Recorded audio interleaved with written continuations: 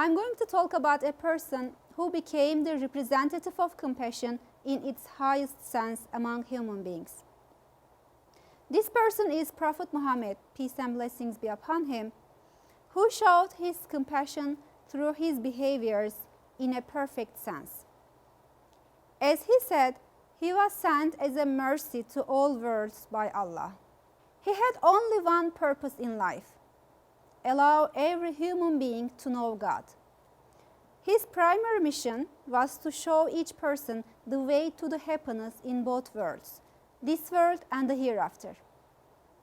So he wanted to get everyone into his ship as every prophet would do. Let's talk about some of the incidents that show us the compassion of the prophet. First of all, we can say that he was not only compassionate towards his followers, but also to the people who were opposed to him and his message. He actually prayed for them so that they realized the truth. The first example that I want to mention is the incident of Taif.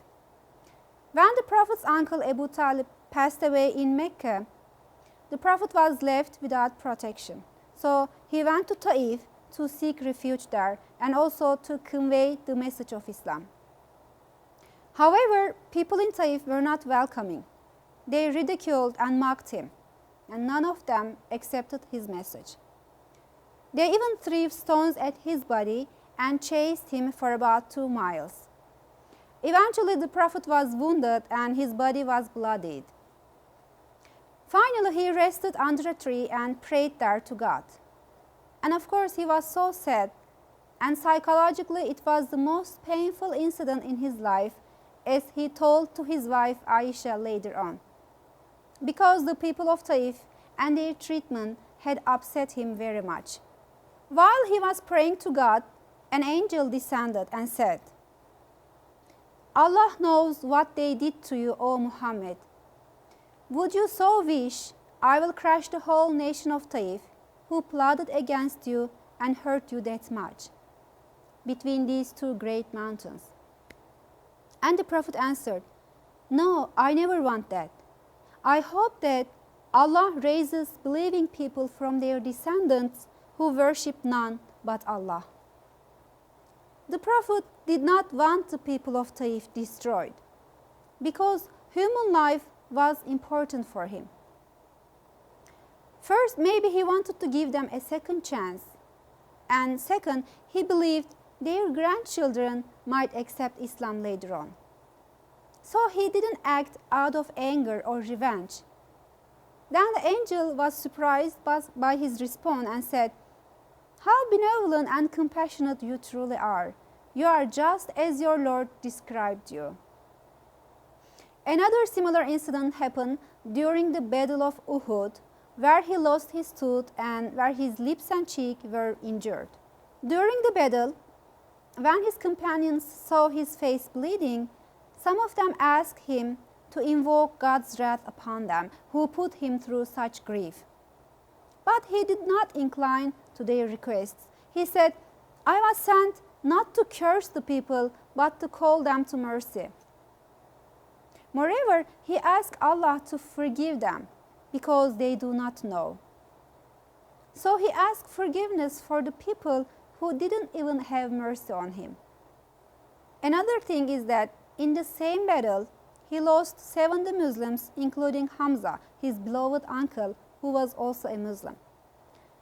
After the battle ended, he saw that the Meccan women had mutilated all the Muslim corpses.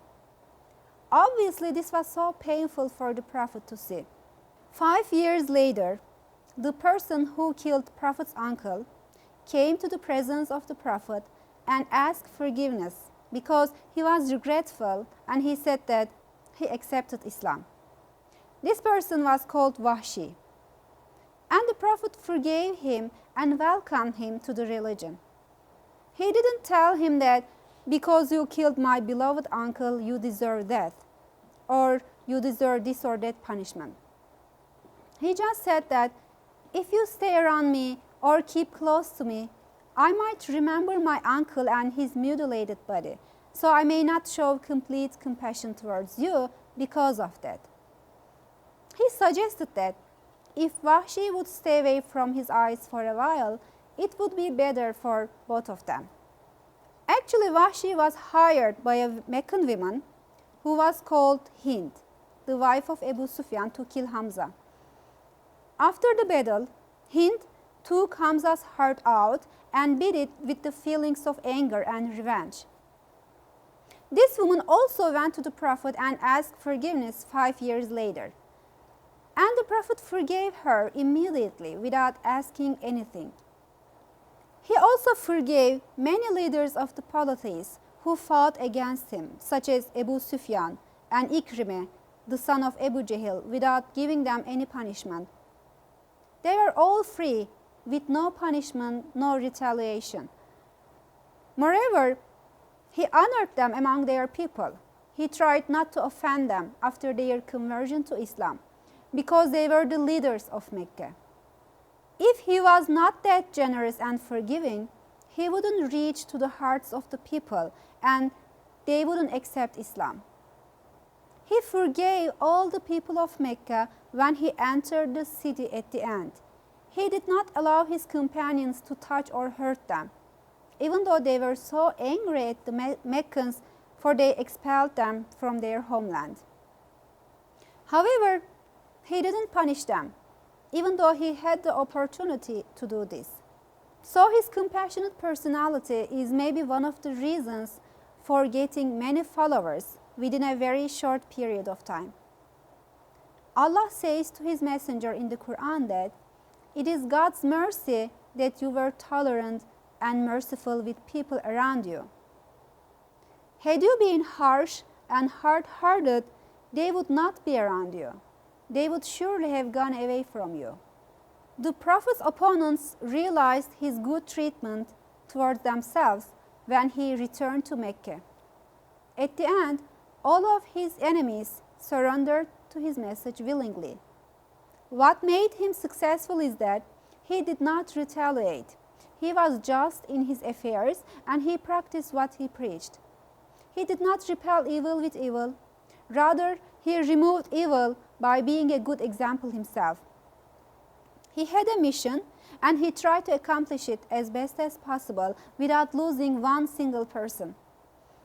I want to end my words with the hadith of the Prophet, which I really like. He said, "Be merciful to those on earth, and you will be shown mercy by the one above the heavens."